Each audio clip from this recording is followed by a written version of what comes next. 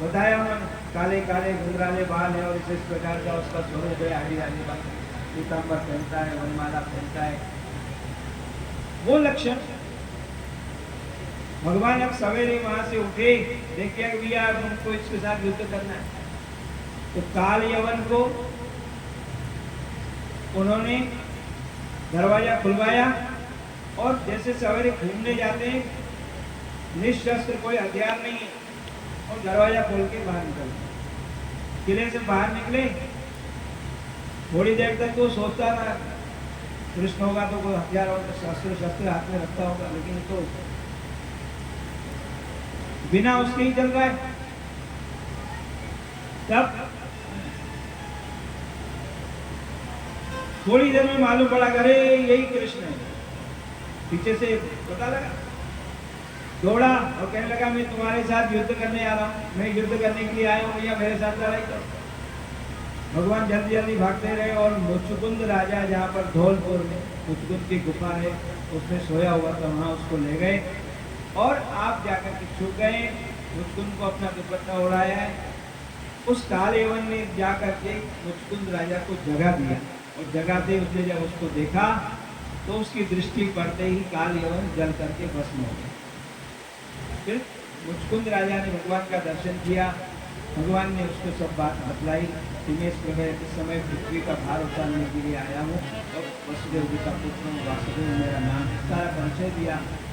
और वो राजा फिर उत्तर में चला गया, बद्रिकाश्रम की तरफ तप करने के लिए चला गया।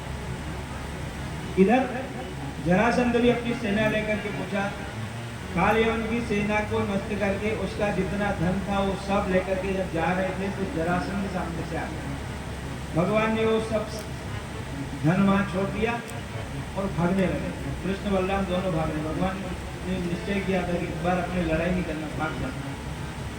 मथुरा वालों को कहा था कि भैया देखो अब ये किला पुराना हो गया है, 17 लड़ाई हो गई है और ये कमजोर पड़ गया है, तो हम लोग कहीं दूसरी जगह चले जाए। नहीं, वहाँ के बाप दादा की जमीन है, तो हम तो नहीं छोड़ के जाएंगे। तो रात को मथुरा में सोए थे, भगवान ने विश्वकर्मा को बुला करके और पश्चिम समुद्र में वो द्वारिकापुरी का निर्माण कराया, सोते वो को ले जा करके वहां रखा। सवेरे उठे, वो अपनी निश्चित दिशा में दरवाजा ढूंढ रहे, नहीं मिला, तो बोलने लगे द्वार कहाँ, द्वार कहाँ, द्वार कहाँ। तो उसका नाम हो गया द्वारका। और द्वारिकाधीश भगवान द्वारिका में पहुंचे, और वहां जाने के बाद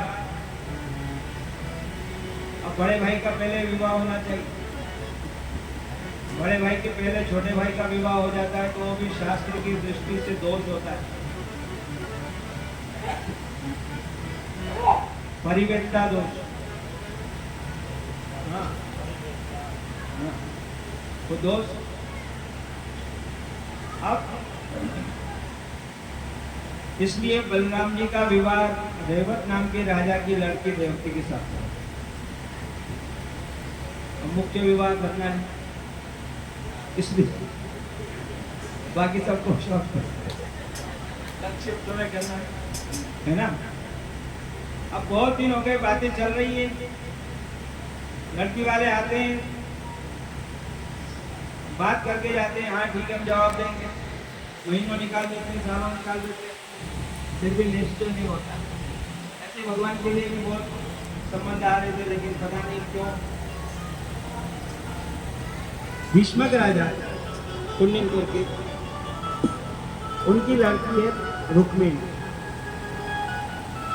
उनके रुक्मिणी और 4 भाई और थे, 5 भाई थे, एक बहन।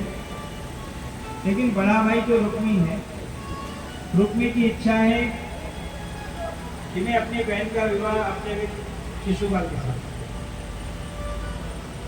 बाकी सब लोग कृष्ण के साथ करना चाहते हैं, लेकिन क्या करें, घर में शांति रहे इसलिए कोई कुछ बोलता नहीं, माँ बाप ही नहीं बोलते, कोई घर में शांति बनी रहे। रुक्मिणी ने जब पता लगा कि मेरा विवाह मेरे भाई ने शिशुपाल के साथ निश्चित किया, ऐसा उसका संकल्प है, तो उसने एक विश्वास पात्र ब्राह्मण को समाचार लेकर के भगवान के पास भेजा। वो ब्राह्मण देवता द्वारिका पहुंचे और द्वारिका जाने के बाद भगवान ने उन ब्राह्मण देवता का स्वागत सत्कार किया, उनको खिलाया पिलाया, उनको विश्राम कराया और उसके बाद उनको पूछा कोई आपका कैसे आना हुआ? आपके राज्य में राजा आपको कोई तकलीफ तो नहीं देता है, आपके सब प्रकार से आनंद है ना? ब्राह्मण देवता ने कहा महाराज सब कुछ ठीक है, मैं आपके पास एक विशिष्ट काम से आया हूं, रुक्मिणी का समाचार लेकर के आया। भगवान का भी विचार था रुक्मिणी के साथ में विवाह करने। महाराज ये पत्र